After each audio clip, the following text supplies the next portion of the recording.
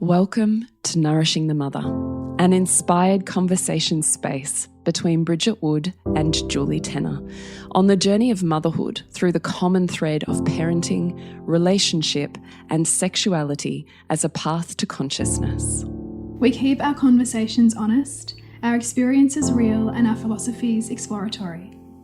We believe that in order to raise incredible humans, we first have to raise ourselves. We know that in order to rock the family, you've got to nourish the mother. If you are here, you care about paving a path of conscious and intentional motherhood, connected with yourself and your gifts, and also illuminating your children in theirs so we may raise more whole humans who can impact this world in a more humane way. If you desire to integrate your learnings practically and supportively, head on over to bridgetwood.life or julietenner.love to go deeper. And for all live streamed pre-release podcasts and all our free content, head over to our free Facebook group, Nourishing the Mother with Bridget Wood and Julie Tenner. We are Julie Tenner and Bridget Wood, and we are so grateful you're here. Hello and welcome to Nourishing the Mother. I'm Bridget Wood. And I'm Julie Tenner. And today's podcast is part 2 of this beautiful listener's email. And what we are calling it is, why can't I ask for help? And it's certainly a question I have asked myself many times. How about you? Absolutely. And it totally plays into, the story of like thinking that I should be able to do it all. Right? The internalized perfect mother myth that means that you can never let anything go. Yeah. So I'm going to read for the first time for this podcast part of this beautiful series of questions from this listener.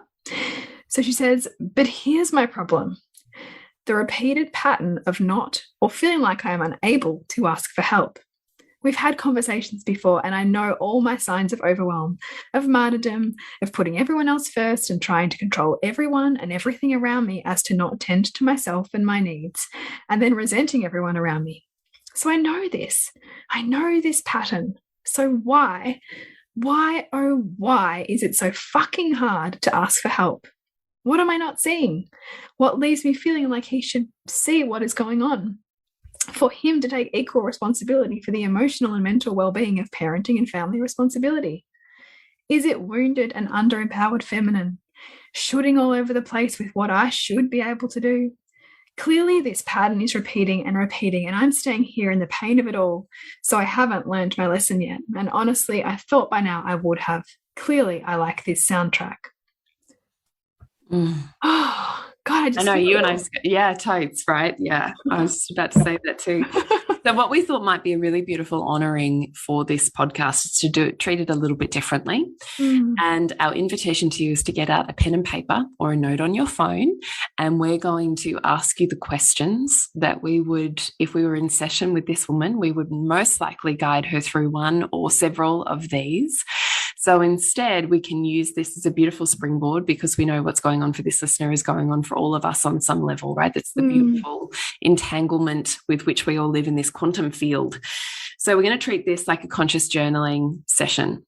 So I'm going to ask the questions. Bridget, and the invitation is to, after we've asked the questions, if you would like more context, Bridget's going to give it. If you don't, you're already you have a ping moment, then just press pause, write out whatever you need to write out, and then press play for the next question and just keep treating it that way. And I promise you'll get some pretty profound insights that you get to create for yourself, which is even more cool. So cool. So let's dive in. Question number 1. Why can't I ask for help? So just let the stream of consciousness come out. Why can't I ask for help? What happens if I ask for help? Question 2. What will happen if I ask for help? I would also offer to you here that if you start with one question, then just keep asking yourself, okay, and then what will happen, and then what will happen, and then what will happen, and see where you get to. Question 3. What does that mean? So what we want to do here is actually dig underneath the words you're writing, the statements you're making, to actually see what meaning you've made about them and about you. Question 4. Where have you felt this before? We ask this because all human behavior is patterned. And so we all of us run patterns. Some of us we're conscious of, some of them we're unconscious of. And this process will help you unearth what is unconscious. So we want you to follow the thread back to where have you felt this before? Who am I worried will judge me? Whenever we should on ourselves, we have this noise in our brain. It's usually because we've internalized the opinions or the views or the belief systems of somebody else. And so asking this question will help you see whose voice it is clouding the strength of your own. Why should I be able to do it? This will help you see more of that voice, more of that internalized perfect mother myth that is getting in between you and your own truth. Who am I if I can't do it? This is a beautiful question for seeing your attachment to your own identity or your own belief about who you are as a person. It'll help unveil aspects of perhaps shadow that are inviting you to explore them.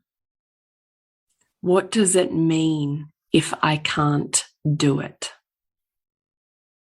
This will help you see what you think failure is and help you see whether that's really true. This podcast is brought to you by what we have going on in the world right now that you can dive deeper, dip a toe into, or explore a little more. So over at julietenner.love, we have all things Lovers School happening.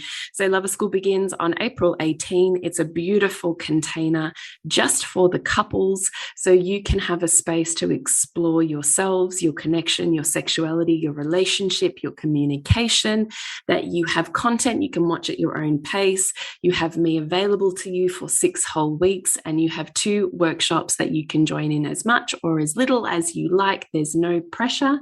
This is just a space for you to dedicate to you and your relationship. And Bridgie.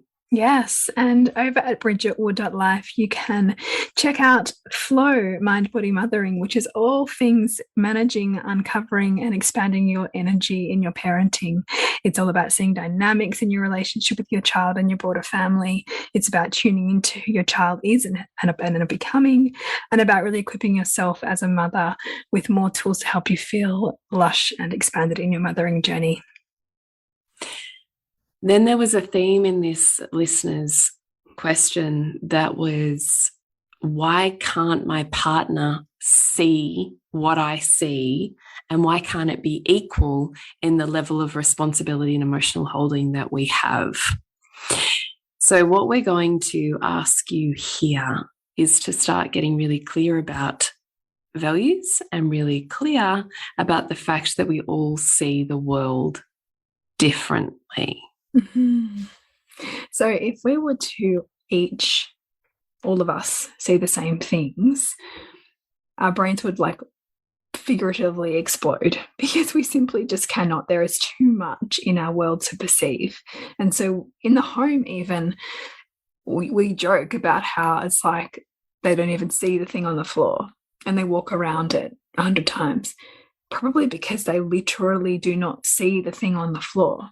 Right? They've filtered it out. There's other things in the environment that are calling to them more strongly than that thing. But that thing's calling to you most strongly, right? Because of your own values. And so if we don't understand this and keep this front of mind, then we can very quickly feel like we're not seen, we're not heard, we're not valued, like you're on different planets. And so it's important to see, okay, well, where are they? What I say that they're not, but in a way that's unique to their values. So where are they responsible? Where do they plan ahead? Where do they show that they're caring for the rest of the people in the home? Because they will be. It just looks very different to your set of values.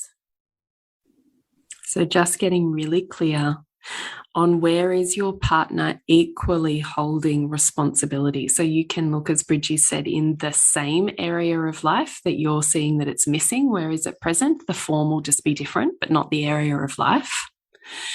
Or you can look for it more broadly around where is the equal holding and responsibility and accountability that you're perceiving in the home? Where does it exist for them in all of their different areas of life? So you can see you're both holding equally.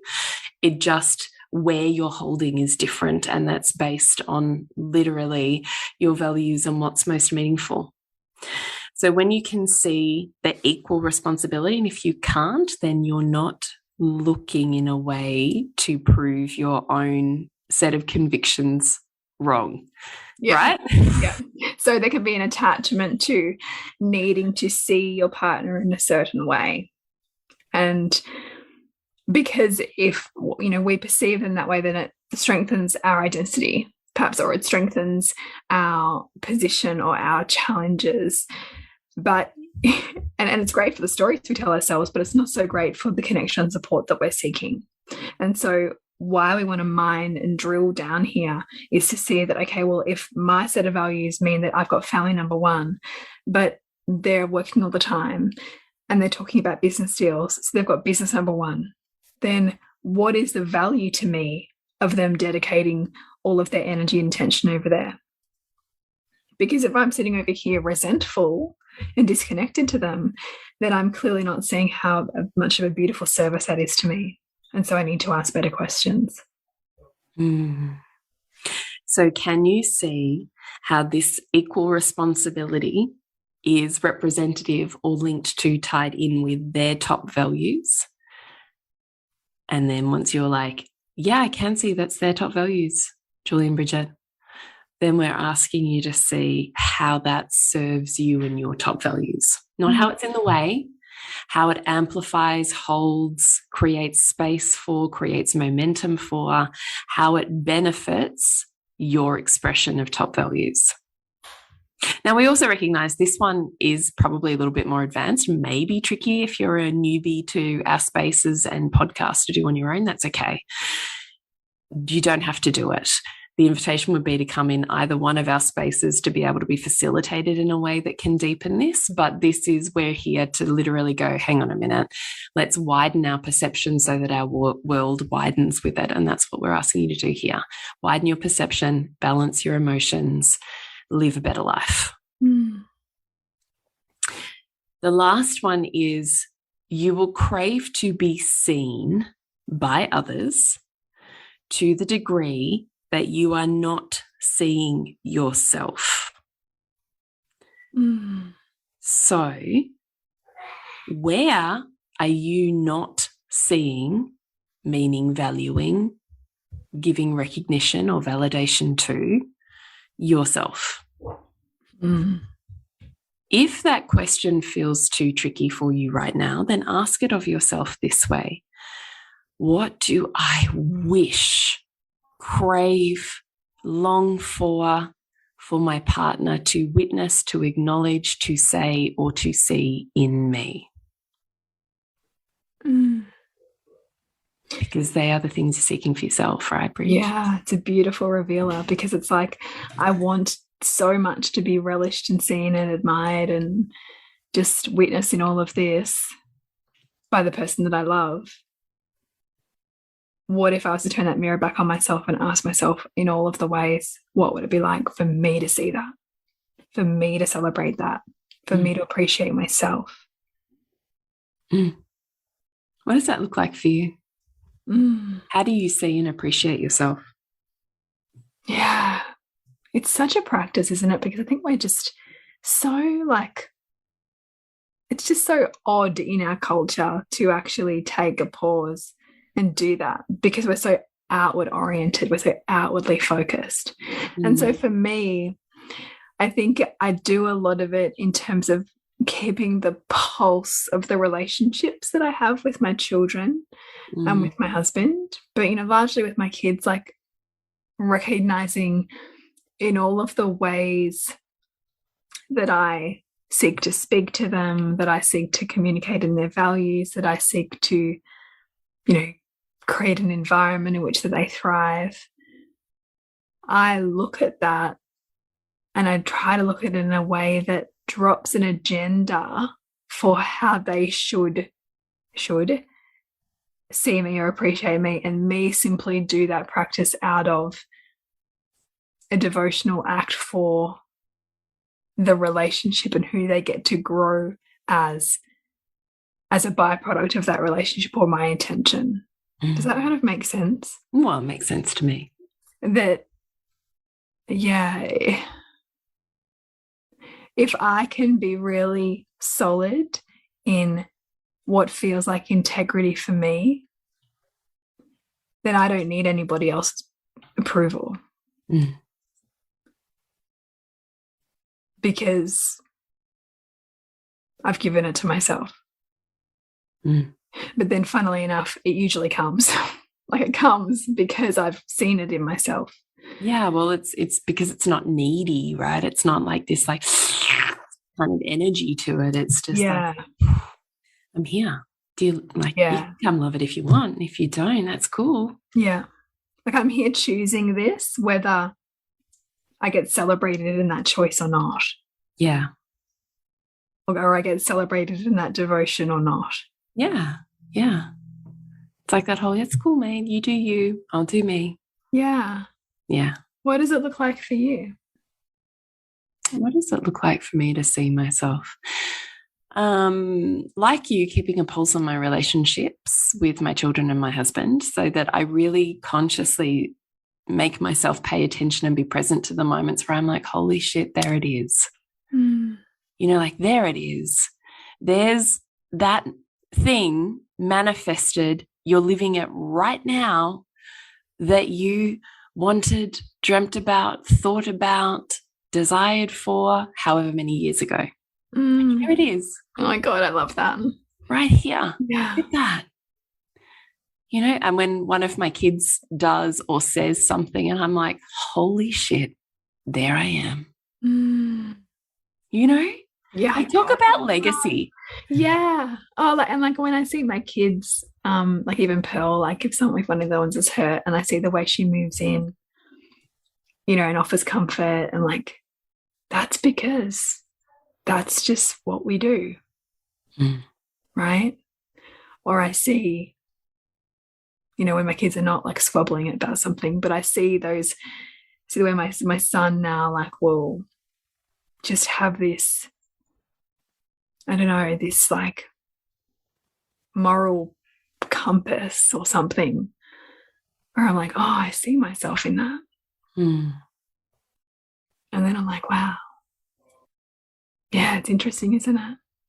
Well, it's so beautiful to witness those moments and see your own hard work. Like I feel like it's like reaping the rewards, like harvesting the crop that I planted however many years ago, but I really let myself harvest that moment. Yeah. Like, it doesn't have to be an outward experience. It doesn't have to be wildly celebrated or seen by other people, but I really let my heart feel the harvest. And also celebrating myself for thought pathways or things that would previously have tripped me up that don't anymore. Yeah, that's a cool one.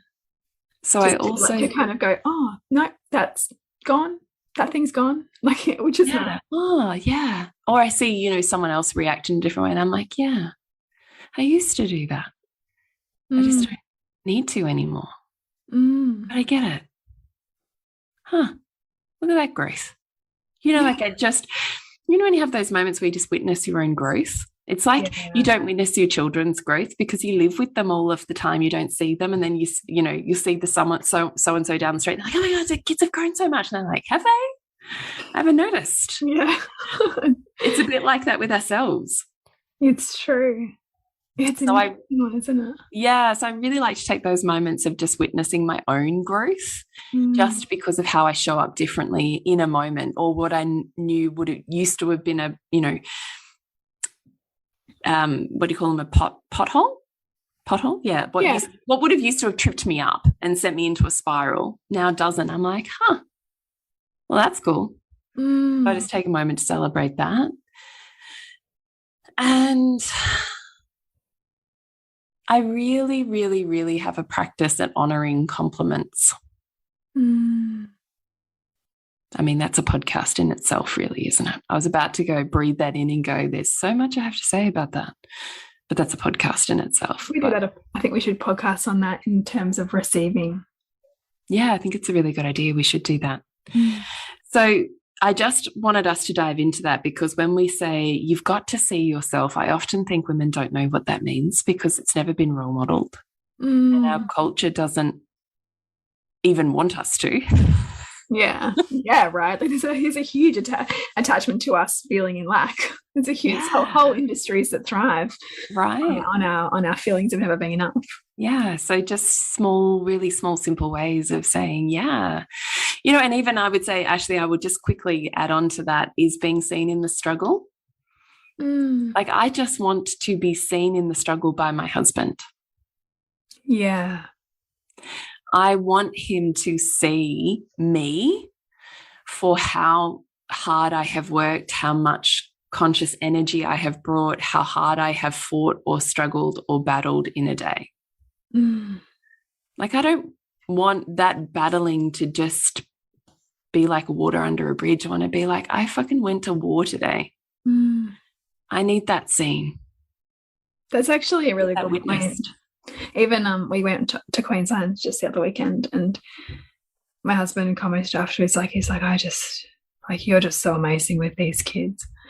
And I was like, yeah, I'm going to receive that. Like, because I know that the amount of work it's taken for me to build the skill set that I have means we can have the most amazing holiday, because I'm not afraid of anything. Like, I'm not afraid of any emotion they're going to bring. I'm not afraid of like how they're going to be in a space, because I can move with it. And he really, I think, recognized that and appreciated that really deeply. And it was really nice to just be seen. It's really beautiful.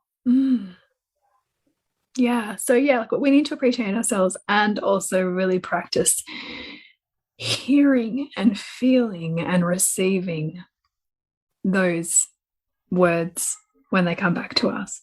Yeah, totally.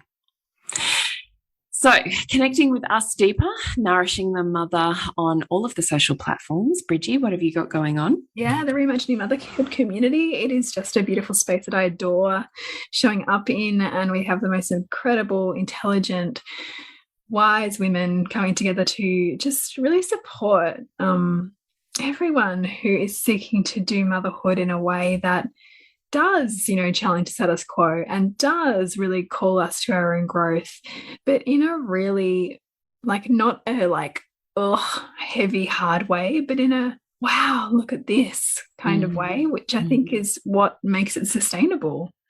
So you can find out more about that at bridgetwood.life. And Jules?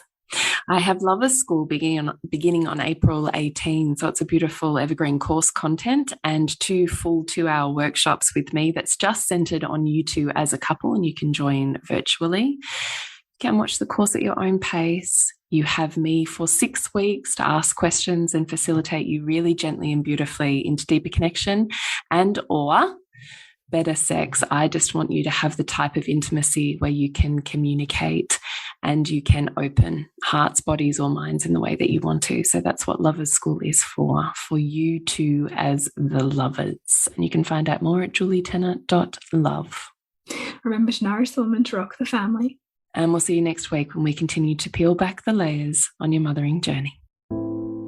Thank you so much for listening. We literally couldn't do this without you. Please share this podcast with anyone you think it would be medicine for.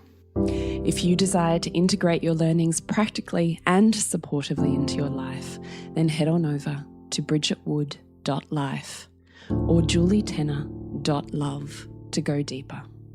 And if you feel like giving back a little to this free content, please rate us on iTunes or Facebook, all of which helps the podcast reach more mamas who need this type of tonic for the soul.